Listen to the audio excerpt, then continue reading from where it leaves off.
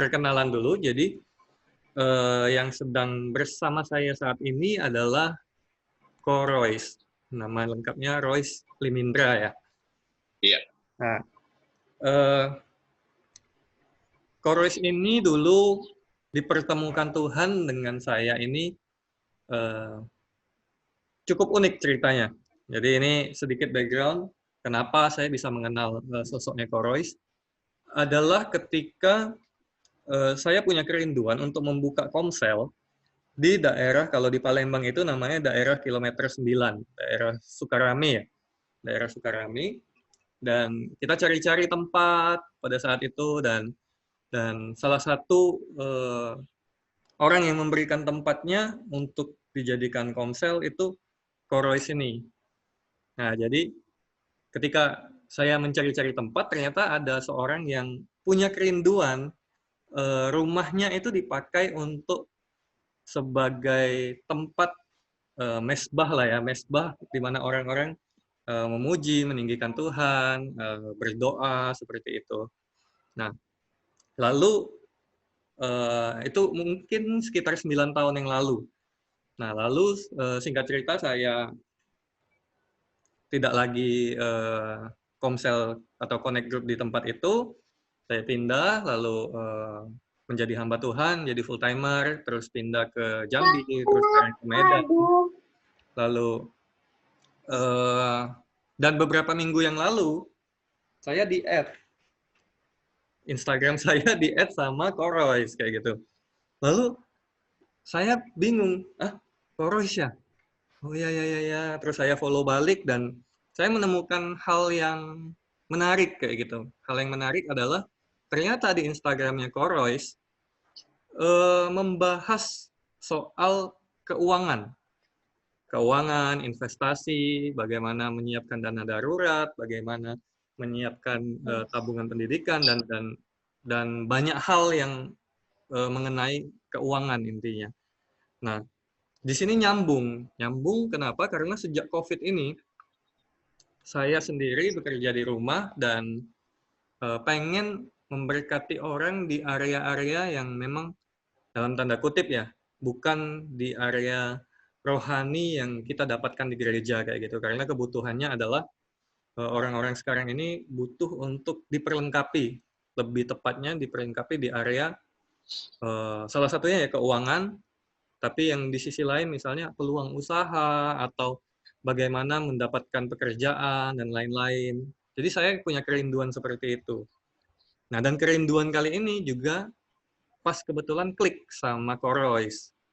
Jadi waktu lihat Instagramnya, oh ya, 8 tahun yang lalu tuh kita pernah ngobrol-ngobrol waktu pertama kali saya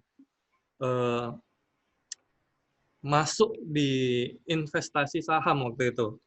Sempat ngobrol sama Ko Royce, ternyata Ko Royce juga ada masuk di investasi itu, lalu sempat cerita-cerita sedikit lah, dan saya memang tahu bahwa Ko Royce ini sejak kita ketemu dulu memang sudah concern di area keuangan, karena dia sendiri punya pengalaman yang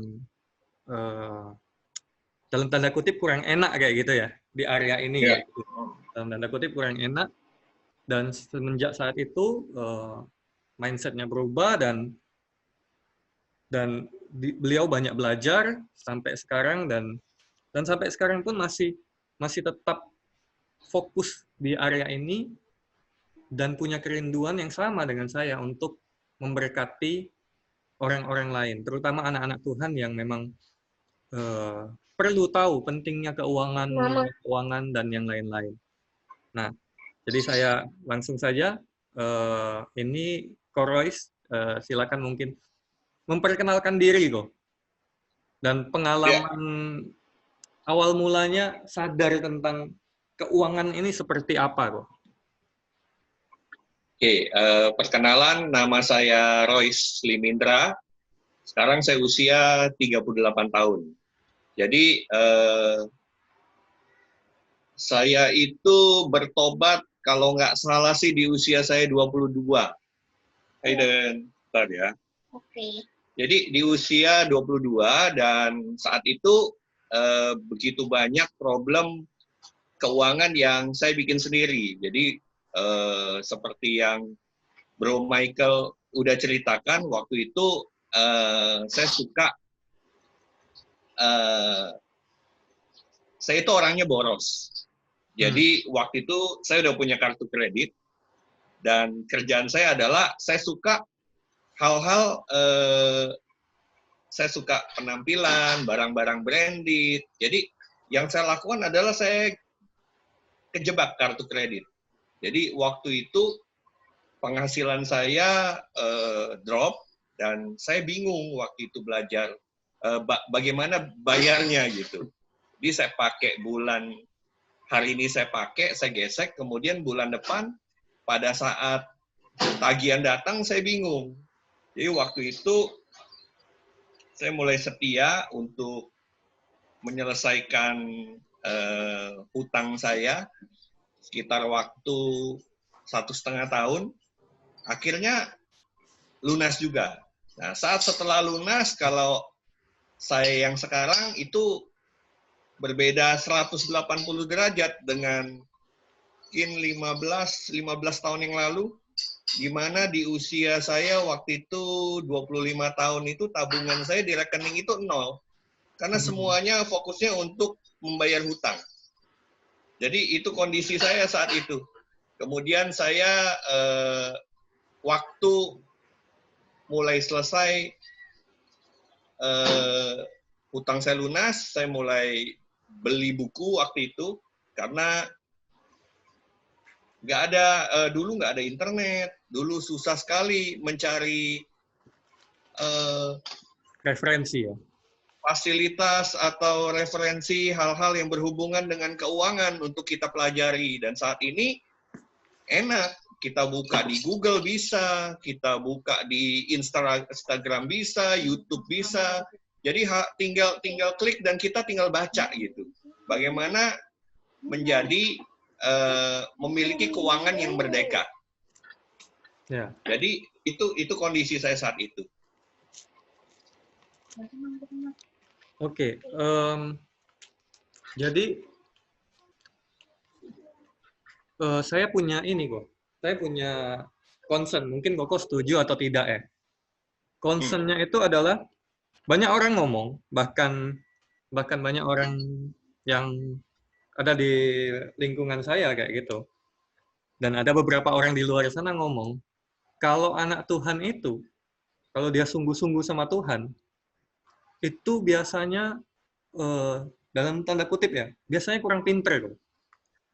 Biasanya ya. Jadi orang yang rohani itu kurang pinter kayak gitu.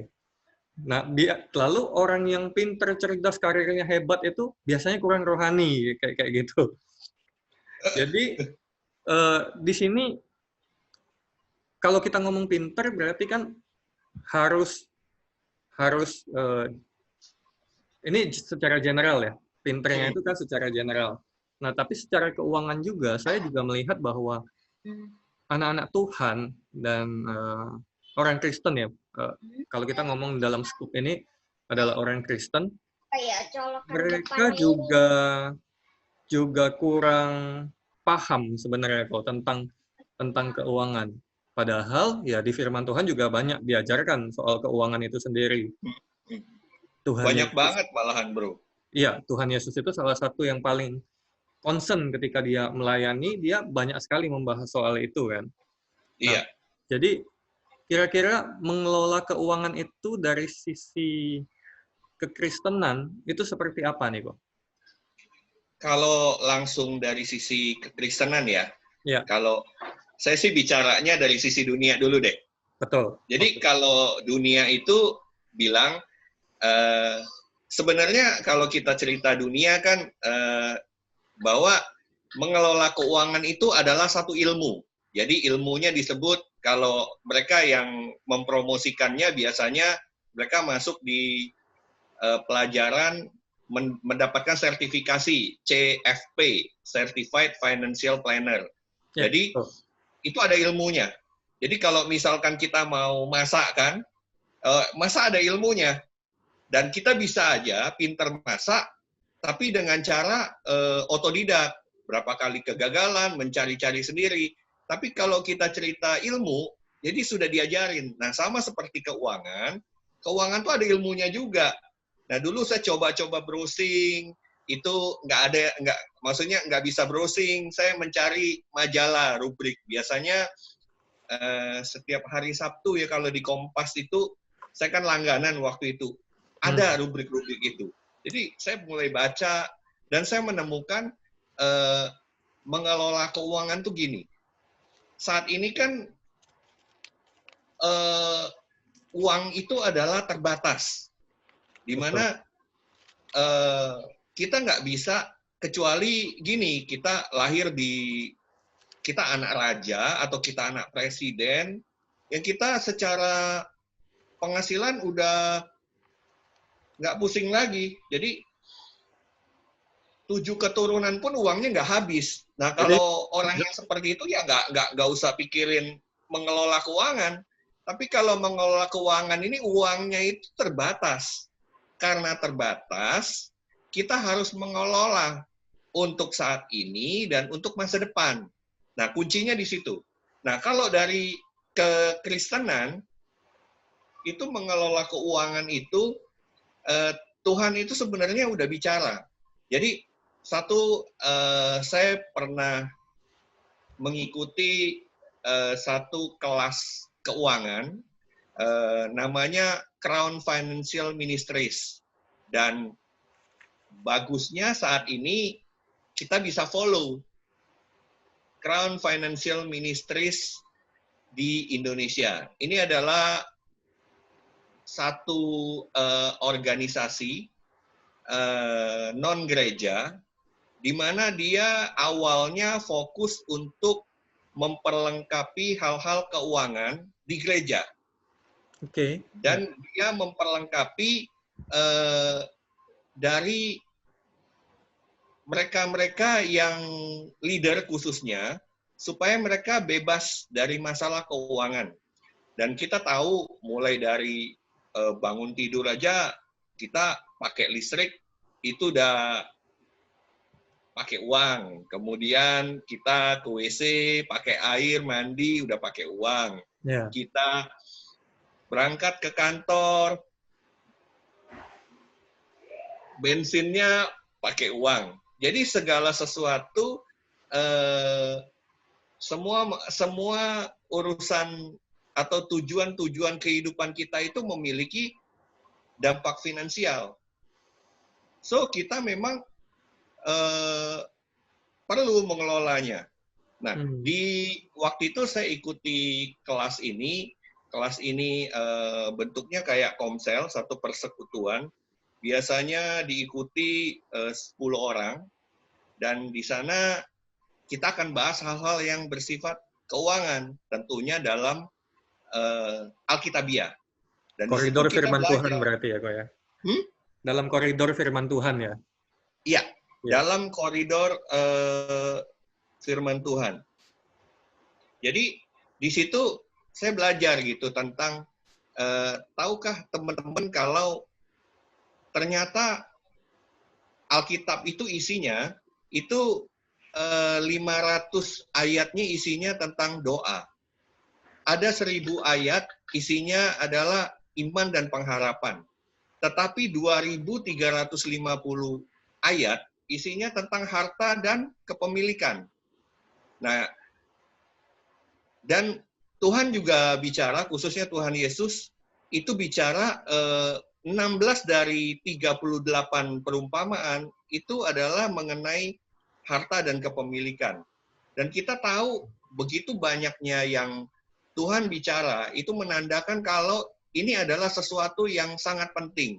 Karena satu-satunya yang menghalangi, kita tahu orang yang kaya itu susah untuk masuk kerajaan sorga. Karena satu kata yaitu mamon. Mamon itu begitu menguasai. Gitu, Bro Mike. Ya. Jadi, sebenarnya siapapun penting ya, Go ya, untuk mengelola keuangan ini. Tapi dari sisi anak Tuhannya sendiri, orang yang pribadi yang kita sembah ini sendiri, sangat fokus di area itu. Tuhan Yesus ini sangat fokus di area Iya. itu. Jadi kita memang butuh lebih mengerti sih menurut saya. Karena ya itu tadi, jangan sampai kita dicap di luar ini nih, kita anak Tuhan, tapi kita bahkan tidak menjadi berkat di sisi keuangan kita, kayak gitu. Jadi orang di luar sana lihat kita setiap minggu ke gereja, terus apa, jangan sampai secara keuangan kita jadi batu sandungan. Utang sana-sini nantinya, dikejar-kejar debt collector, kayak gitu.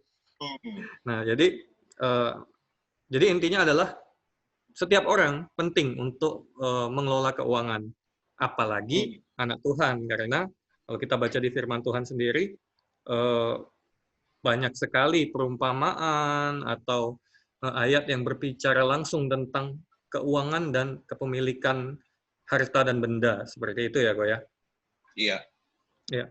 Nah, lalu... Karena saya dulu kan juga mantan orang yang tidak setia, tidak mengelola keuangan dengan baik. Iya. Makanya hutangnya banyak gitu. Masalah yang karena ketidaktahuan saya, karena tidak bisa membedakan mana keinginan, mana kebutuhan, sehingga saya terlibat hutang. Saya sih tertarik tadi Bro Michael ada cerita, kenapa ya anak Tuhan, orang Kristen dalam tanda kutip ya, itu kurang pintar atau tidak begitu menonjol lah secara keuangan. Yeah. Menurut saya sebenarnya nggak tampil aja, Bro. Dalam firman Tuhan jelas dikatakan kalau kita harus menjadi garam dan terang dunia. Nah, kalau terang dunia itu kita harus terlihat dan kita harus menggarami. Sehingga kalau kita cerita masakan kan kalau nggak ada garam kan nggak enak.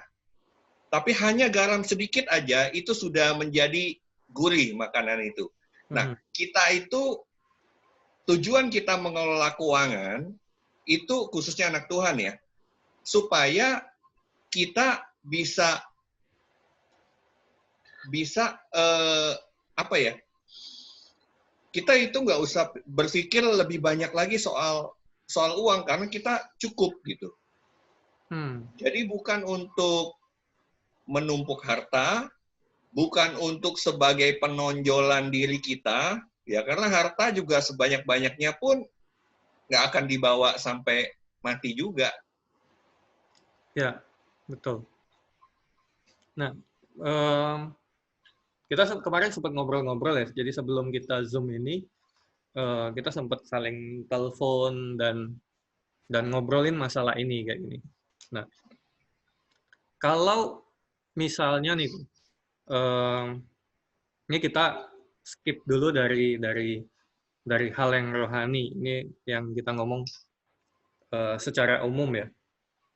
Kalau misalnya saya ini punya hutang nih, saya ini hidupnya boros nih, saya ini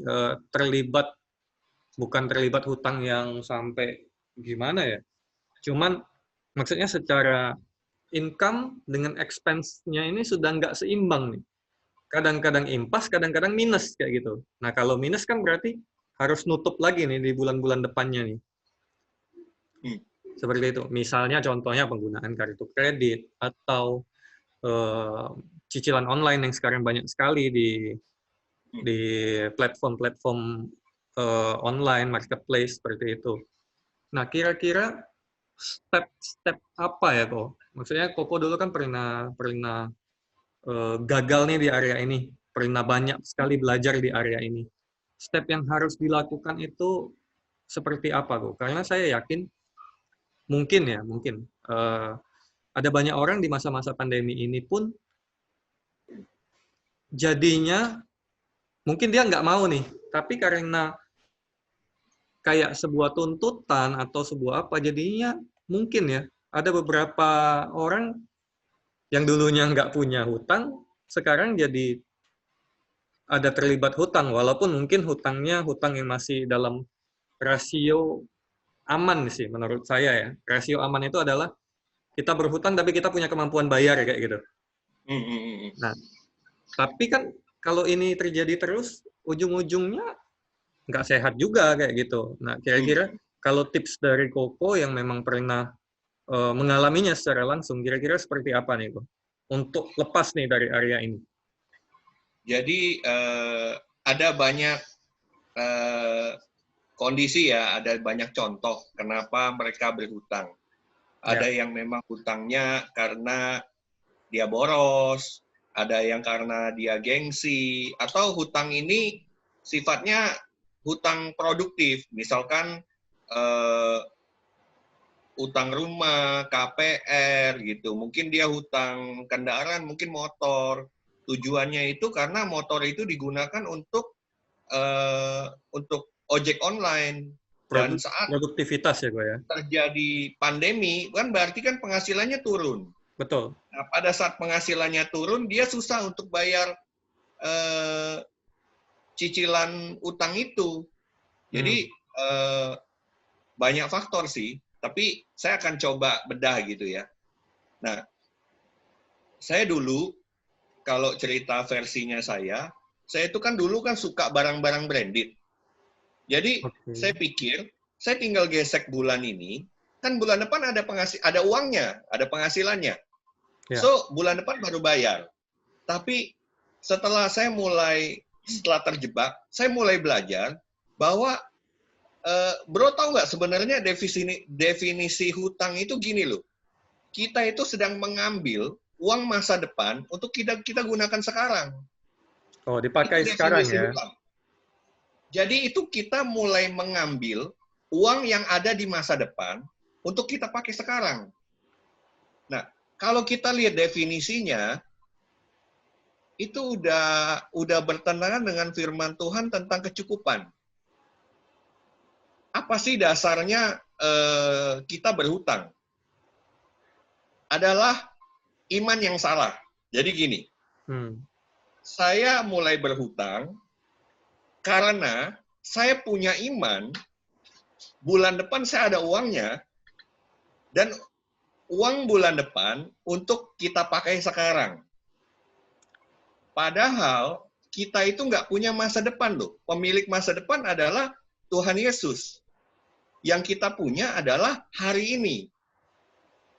Nah, dari situ adalah penyebab yang pertama. Yang kedua, pada saat dia berhutang, misalnya gini deh, kalau di Palembang kan UMR-nya 3,2 deh, 3,2 juta. Anggaplah si A deh punya kartu kredit, dia mulai gesek nih kartu kredit. Dia gesek 1 juta. Kan bulan depan ada uangnya 3 juta.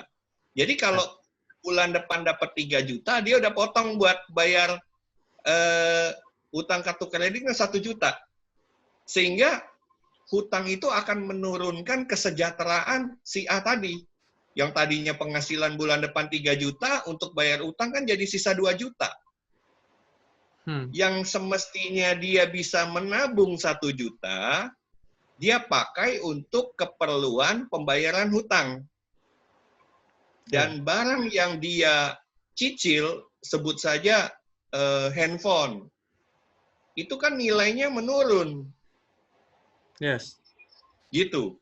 Nah, kondisi saya adalah, waktu itu Tuhan izinkan penghasilan saya turun sekitar 60%. Sehingga saya itu tidak bisa membayar hutang saya secara 100%. Saya harus bayar minimum payment. Di mana di kartu kredit kan waktu itu minimum payment-nya 10%. Jadi kalau hutang saya, waktu itu saya berhutang kartu kredit itu 10 juta. 10 juta bukan angka yang besar, tapi kalau cerita sekitar 15 tahun yang lalu itu angkanya lumayan. Betul, ya. Jadi saya cuma bisa bayar 1 juta. Dan teman-teman harus tahu, bunga kartu kredit sekitar 15 tahun yang lalu itu 3,99%. Jadi sekitar 4%. Jadi kalau saya utang 10 juta, hutangnya saya bayar 1 juta, artinya pokok terutangnya kan 9 juta. Kali 9 juta 4%. itu dikali 4%, 360.000. Yes. Jadi saya bayarnya 1 juta, tapi hutangnya nambah 36%. Jadi bayangin, itu hutang nggak lunas-lunas gitu. Kalau saya bayarnya minimum payment. Jadi saya mulai memberanikan diri untuk mencatat pengeluaran. Jadi saya catetin tuh pengeluaran saya bikin anggaran. Karena saya harus pastikan uang yang saya terima ini mepet nih. Karena mepet, saya harus pastikan pos-posnya terjaga. Mulai dari biaya hidup, mulai dari saya bisa bayar utang. Karena utang ini menjadi prioritas yang pertama untuk diselesaikan. Kalau nggak akan dicari debt collector, bro. Ya, dan bunganya nambah terus juga ya. Jadi saya mulai bayar itu mulai lebih besar. Mulai bulan pertama 10%, bulan kedua mungkin 15%, mulai lagi bulan depannya 10%. Pokoknya ada dana, saya bayarnya lebih gitu. Dan puji Tuhan 1,5 tahun selesai. Dan bagi saya itu pengalaman yang sangat membangun karakter saya. Karena kita mulai bisa tahu, oh ternyata pengeluaran-pengeluaran kalau dulu kan nggak ada boba. Kopi kekinian tuh nggak ada boba, nggak ada kafe-kafe yang seperti sekarang itu nggak ada. Godaannya Tempat masih dikit ya. Sedikit. Godaannya masih sedikit. Godaannya sedikit. Cuman saat itu kan handphone itu kan lebih mahal daripada sekarang. Betul, kalau hitung uang zaman dulu ya. Iya, hitung uang zaman dulu. Karena persaingan handphone kan nggak banyak. Iya. Kalau sekarang kan sudah sangat banyak, apalagi ada handphone Cina yang banting harga dan sebagainya. Jadi intinya saya mulai bikin anggaran dan saya mulai strict. Ini yang bisa dipakai, ini yang nggak bisa dipakai, apa yang bisa saya kurangin. Jadi saya mulai bisa melihat mana kebutuhan, mana gaya hidup. Nah, gaya hidup saya mulai kurangi, saya mulai fixkan kebutuhan hidup itu segini. Dan saya lakukan sampai dengan 1,5 tahun, lunas. Kemudian waktu itu saya mulai belajar membuat dana darurat. Karena kebiasaannya sudah terbentuk, saya tinggal membuat dana darurat aja. Butuh waktu sekitar 1 tahun lebih saat itu. Oke. Jadi lumayan ini ya, gue ya. Kalau memang kita sudah terjebak ke dalam hutang, misalnya hutang konsumtif ya kalau kita ngomong ya. Iya. Itu lumayan menguras energi ya untuk menyelesaikannya. Menguras energi. Tapi tidak ada yang mustahil loh. Tidak ada yang mustahil. Jadi tetap ini sedikit sharing aja. Saya juga pernah sih yang kayak gitu. Jadi pada saat itu saya punya hutang kartu kredit, nggak besar sih memang, sekitar 2 juta ya. Sekitar 2 juta aja. Dan pada saat itu memang, kalau tidak salah waktu itu tuh saya sempat sakit lah. Sakitnya komplikasi. Jadi sampai tidak bisa kerja 2 bulan. Nah, tidak bisa kerja 2 bulan, kan ngomong sama bos. Dan kedepannya akhirnya saya sih resign kayak gitu. Saya resign dan lupa bayar ini. Tagihannya ini saya lupa bayar kayak gitu. Sebenarnya kalau dibayar ya selesai kayak gitu kan. Lupa bayar, dan dulu itu kan bunga kartu kredit itu per hari ya gue ya. Denda ya, kita ngomong denda ya, bukan bunga ya. Kalau bunga kan memang fix yang kayak Koko bilang tadi 4%. Denda itu per hari, jadi 15 hari utang saya itu jadi 3,5 juta. Yang tadinya 2 juta. Yang tadinya 2 juta. Jadi cuman selisih 1 minggu aja, 2 minggu itu jadi 3,5 juta. Terus saya telepon, intinya saya minta, saya pasti bayar, ya intinya kita pengen menyelesaikan lah kayak gitu, bukan pengen lari kan. Bukan pengen lari, kita pengen menyelesaikan, lalu di stop, dendanya di stop, lalu saya mulai ya bayar, karena waktu itu nggak kerja, jadinya sama kayak Korois, tapi mungkin karena belum terlalu besar dan memang kita sudah hubungin pihak bank dan pihak bank oke untuk menyetopnya, jadi saya bayar cicil 500, kadang sejuta, ya 4 bulan, 5 bulan kalau nggak salah waktu itu selesai sih. Nah, jadi mungkin kalau ada rekan-rekan yang memang sudah kena hutang, terutama kartu kredit, dan mungkin belum mampu untuk bayar, mungkin bisa, salah satu solusinya adalah jangan didiamin, tapi telepon ke banknya. Telepon ke Ya, bank, betul. jelasin alasannya kayak gitu. Intinya adalah kena bunga tidak apa-apa, karena memang itu kan kesalahan kita. Tapi jangan sampai kena denda. Nah, kalau kita telepon ke bank, ya ini secara sharing aja ya. Kalau misalnya memang ada yang butuh informasinya, telepon ke bank. Intinya adalah kita punya niat baik untuk menyelesaikannya, cuman karena memang sekarang nggak bisa selesaiin secara langsung, jadi kita butuh waktu dan minta keringanan denda. Jadi jangan dikena denda. Bahkan sekarang kalau nggak salah kita juga bisa minta keringanan bunga ya kalau dari instruksinya Pak Presiden kemarin. Jadi seperti Sebenarnya kalau kita, ya intinya sih, kalau orang Palembang bilang tambeng-tambengan gitu. ya. Jadi misalnya gini nih, saya hutang nggak sama bank lah, sama temen. Jadi pada saat kita nggak bayar, ya kita kalau punya itikat baik kan kita harus telepon teman kita. Sorry lo, kondisi sekarang lagi begini. Ngasih tahu lah ya, Betul Pak. nggak? Ngasih tahu Kasih ya. tahu lah. Iya. Nah itu sama temen yang tanpa kena denda gitu, nggak kena bunga.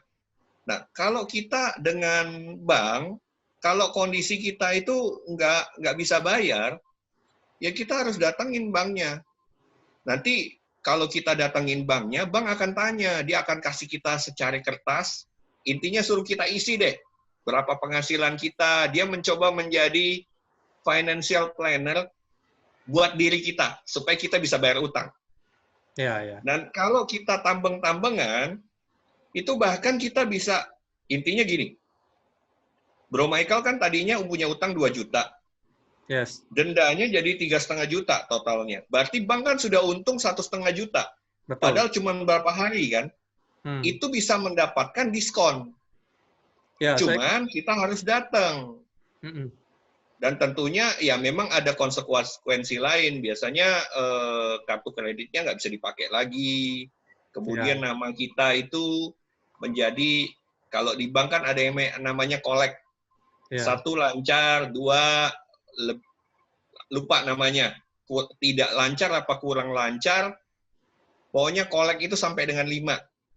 Tentunya kalau kondisi kolek 2, kolek 3, ya kita nggak bisa pinjam lagi. Misalnya KPR itu harus tunggu waktu ya 3 tahun ke depan gitu. Cuma daripada kita dikenakan denda yang begitu besar, kalau kondisi kita, karena relatif ya, kalau saat itu utang saya 10 juta waktu itu, penghasilan saya itu dari 5 juta drop sampai 1 juta 700 sampai 2 juta. Dan saya harus bayar minimum payment 1 juta.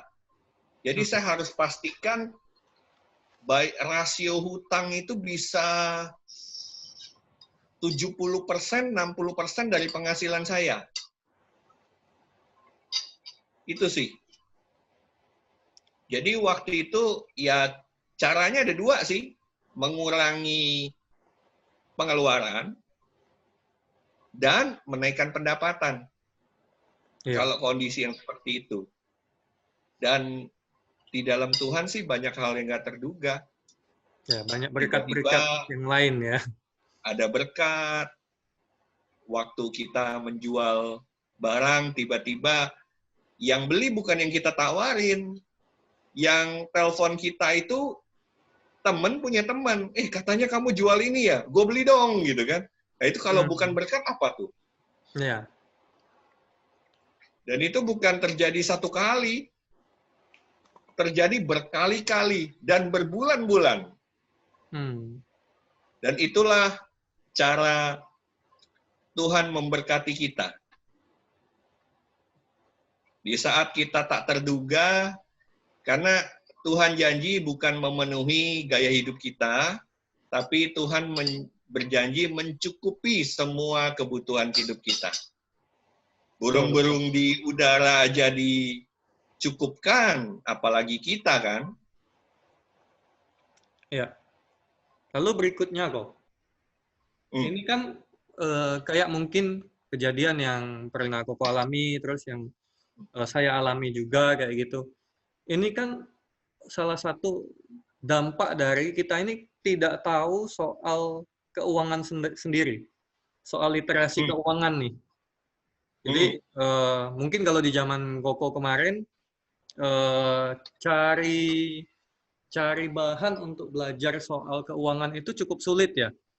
Jadi mesti beli buku, dan bukunya pun tidak sebanyak sekarang. Kalau sekarang kan sudah banyak sekali orang yang buat buku, istilahnya baru jadi, baru jadi certified financial planner, mungkin baru 2 bulan langsung buat buku, kayak gitu kan. Dan memang, ya nggak ada yang salah dengan itu, tapi kalau di zaman sekarang ini sangat banyak nih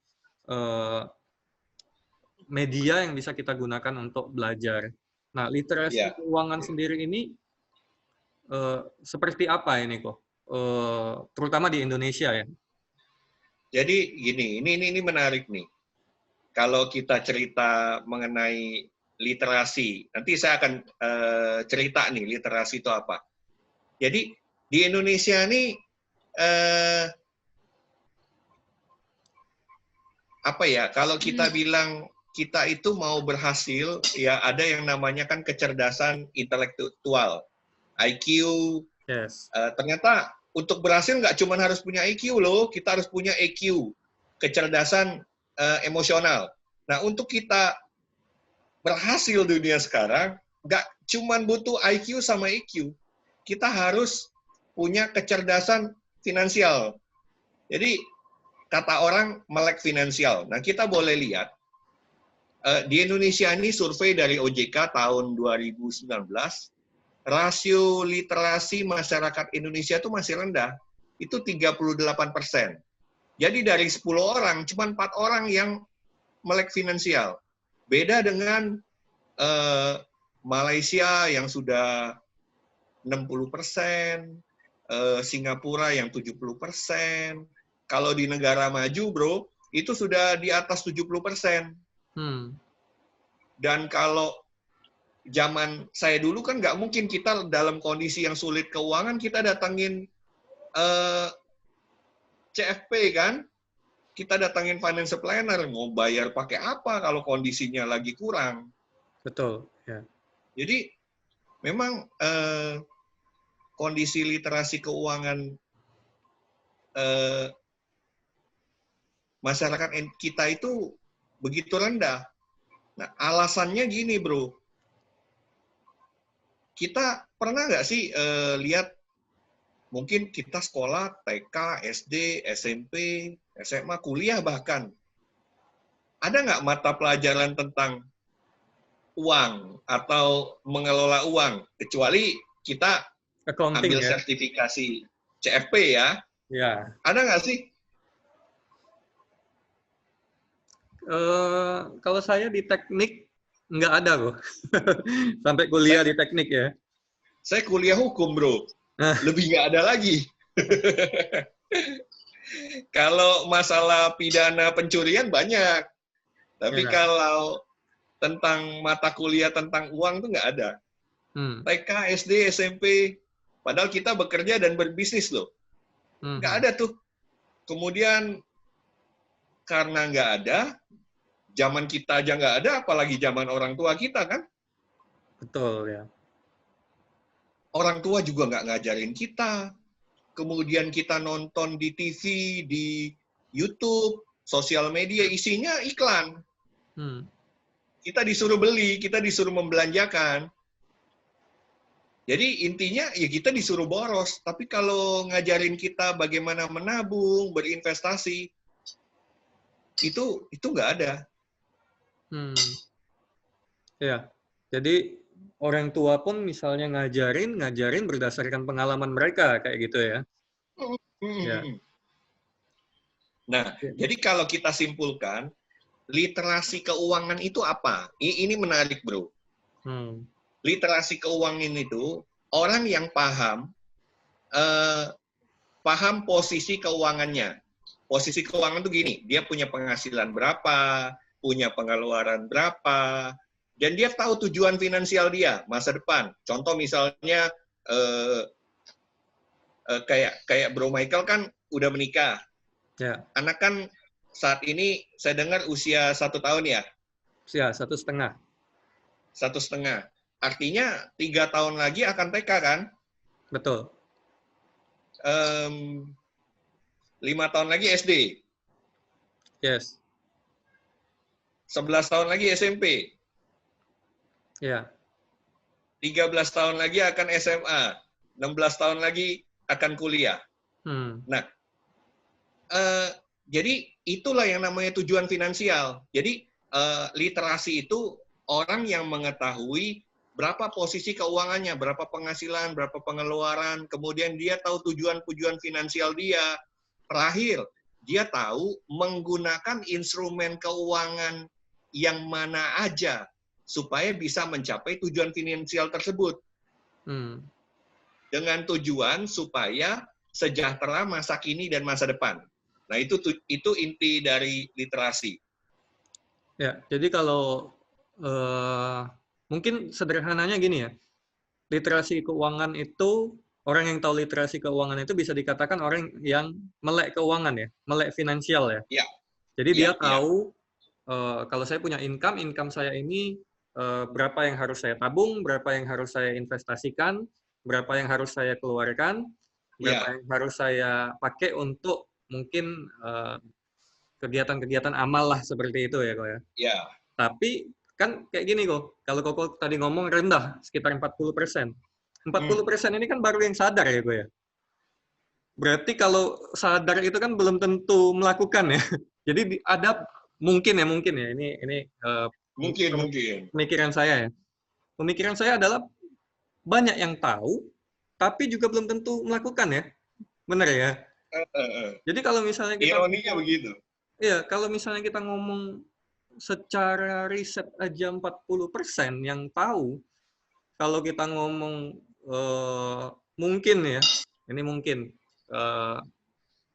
kalau misalnya ini didengar oleh pihak-pihak yang nanti bersangkutan, misal OJK atau apa, ini ketika yang sadar itu 40%, yang melakukan dengan benar itu, menurut saya ya, mungkin cuma 10% dari 40% itu. Mungkin yang sudah melakukan setengahnya. Jadi kalau 40% yang melakukannya 20%. Tapi yang melakukan dengan... 30%-nya apa, bro? Apanya? Tadi kan 10% yang bisa. Bisa dan melakukan. Berarti yang 30% apa? Yang 30% ya tahu, tapi ya nggak ngerjain kayak gitu loh. Atau merasa tahu ya? Iya, atau orang yang, oh ya saya kuliah ekonomi, saya lebih tahu dari Anda yang kuliah hukum dan kuliah teknik, kayak gitu kan. Nah, jadi berarti sangat minim sekali ya. Maksudnya, secara negara sendiri pun, ya negara kita ya memang sekarang sedang berkembang ke arah negara maju ya. Secara negara sendiri pun juga, mungkin edukasinya juga tidak terlalu banyak, itu yang pertama. Yang kedua juga, mungkin tidak di apa ya, kalau kayak di ini, maafkan jika saya salah ya, tapi setahu saya adalah kalau orang-orang di negara maju wajib punya asuransi seperti itu. Semua pengeluarannya itu di negara itu pun tahu kayak gitu. Jadi one account, single account kayak gitu, dan wajib punya asuransi, jadi kalau misalnya terjadi apa-apa pun jelas kayak gitu, ujungnya kemana, seperti itu. Nah, di Indonesia sendiri pun, ya puji Tuhan, akhir-akhir ini, kalau saya sendiri secara pribadi lihat, sudah mulai oke, maksudnya ke arah sananya udah oke, kayak gitu. Tapi, ya masih banyak sebenarnya, kalau kita ngomong 270 juta orang nih di Indonesia, kalau kita ngomong yang melek keuangan itu cuman 40% yang tahu ilmunya, yang ngerti kayak gitu, dan yang melakukannya pasti di bawah itu lagi.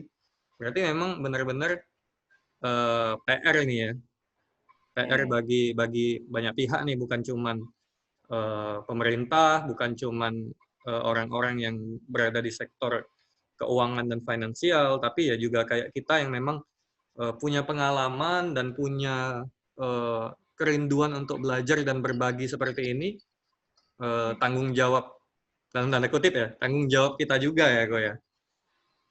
Saya merasa gue dulu selesai bayar utang tuh usia 25. Jadi benar-benar melakukannya itu di usia 28 tahun. Kemudian merit di usia 30. Dananya habis semua di merit. Jadi kalau kita nggak mulai dari sekarang, sejak kita bekerja atau sejak kita mengerti hal ini, kita akan kebawa dalam satu arus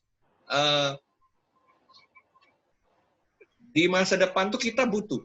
Contoh misalnya waktu kita sudah menikah, kita punya anak, kita kejar-kejaran nih. Tiba-tiba anak itu sekolah, kita harus siapin sekolah, tahu-tahu anaknya udah besar, tahu-tahu anaknya jadi 2, 3, dan kita nggak pernah cukup. Akhirnya lari ke hutang untuk menutupi biaya pendidikan, dia pakai utang. Dan banyak sih. Ujung-ujungnya juga nggak selesai-selesai berarti ya, Ko ya. Kalau misalnya ujungnya memang nggak selesai-selesai. Kita nggak apa ya, kalau saya bisa bilang disiplin sejak dini ya. Iya. Itu. Nah, ujung-ujungnya ya kita nggak selesai-selesai masalahnya. Karena apalagi ya di Indonesia kan inflasinya tinggi. Kalau secara pasti inflasi di Indonesia tuh 5-6%. Tapi faktanya kan nggak sampai 5-6%, lebih dari itu. Kalau cerita pendidikan, saya melakukan riset di sekolah tempat anak saya bersekolah, itu 8%. Nah, mulai dari sini berapa orang tua yang melakukan riset di sekolah anaknya itu kenaikan setiap tahunnya berapa persen? Kenapa saya mencari? Karena saya mau menginvestasikan itu harus minimal naiknya 8% juga. Nah, ini kesadaran investasi gitu. Yeah. Jadi kalau tadi cerita soal literasi, banyak orang gaji setiap bulan habis-habis aja. Ya, dia nggak ngerti kan berapa penghasilan, berapa pengeluaran, berapa yang dia mesti pakai. Belum cerita tujuan finansial dia apa, ya dia nggak kebayang karena tiap bulan nggak cukup gitu. Padahal Tuhan itu pasti mencukupkan kita kalau kita bisa membatasi diri. Nah, orang-orang yang bisa membatasi diri mengetahui mana keinginan, mana kebutuhan, itu orang-orang yang dalam tanda kutip mulai melek finansial. Nah, kuncinya yang pertama itu dulu. Kalau kata pepatah orang tua kita dulu kan, jangan lebih besar pasak daripada tiang. Iya. Iya. Jadi kita udah jalanin belum gitu? Yes. Jadi kalau saya sendiri sih sudah pertama kali bukan ngerti ya. Kalau ngerti itu mungkin baru 2-3 tahun yang terakhir ya. Tapi tahu itu tuh ya sekitar 8-9 tahun yang lalu untuk masalah finansial gini, instrumen investasi segala macam. Cuman dan ketika kita ngerti kan kita mulai sisihkan, mulai nabung. Cuman kan namanya keinginan dan kebutuhan itu kan semakin lama semakin naik kayak gitu kan. Jadi ya benar sih Koris tadi bilang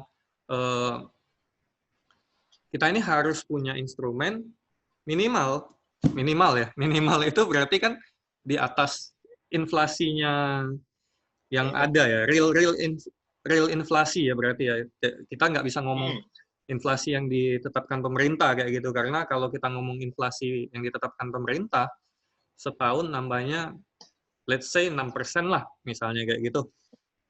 Kenyataannya kita beli wafer aja itu sudah nambahnya jauh kayak gitu. Kita beli bahan makanan pokok, cemilan misalnya kayak gitu, minuman galon kayak gitu, itu pun nambahnya jauh kalau kita ngomong setiap tahunnya. Tidak 10 tahun nambah 60%, 10 tahun itu bisa nambah sampai 100% kayak gitu. Nah, di sini aku ngelihat kayak gini. Kalau kita balik ke sisi rohani lagi nih kok. Kita balik ke sisi rohani lagi. Berarti kan ada pos-pos tertentu yang memang kita harus kita harus atur ini kok. Jadi kalau dari sisi rohani, karena kita dari background-nya kita Kristen, kita mengenal nih yang namanya perpuluhan ya. Kita namanya perpuluhan atau persepuluhan lah. Jadi singkat saya jelaskan mungkin ya, pandangan saya tentang persepuluhan ini adalah uang yang kita kelola, mungkin bukan cuma uang ya, semua yang kita kelola, ini kan kepercayaan dari Tuhan. Kepercayaan dari Tuhan, dan saya pernah dengar statement kayak gini, untung loh Tuhan itu masih kasih kamu ngembaliin 10% aja. Kalau misalnya Tuhan minta 90%, ya dia Tuhan yang memberikan ke kita kayak gitu. Jadi sampai saya itu waktu dengar statement itu 10% ya.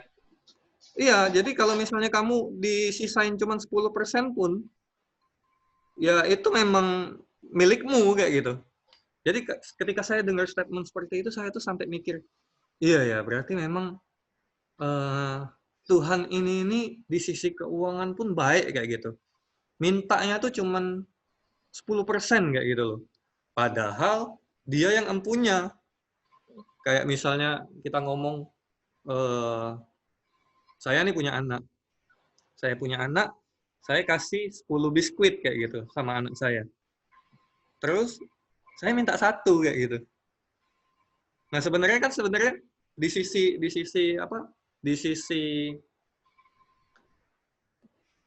personally, di sisi saya ketika saya memberikan 10, berarti kan saya ini punya kemampuan yang lebih nih sebenarnya untuk memberi. Saya kasih 10, kenapa saya cuma minta 1? Saya minta 1 tuh cuman kayak ingin melihat nih, oh anak saya ini bisa memberi nggak? Anak saya ini apakah dia sangat mengingini atau sangat pemberian itu tuh semuanya pokoknya milikku kayak gitu. Tapi ketika dia berikan, di situ terlihat bahwa oh dia mengasihi papanya nih. Dia mengasihi papanya. Bahkan mungkin kalau kita ngomong kayak gitu, kita minta 5 pun dia akan kasih kayak gitu.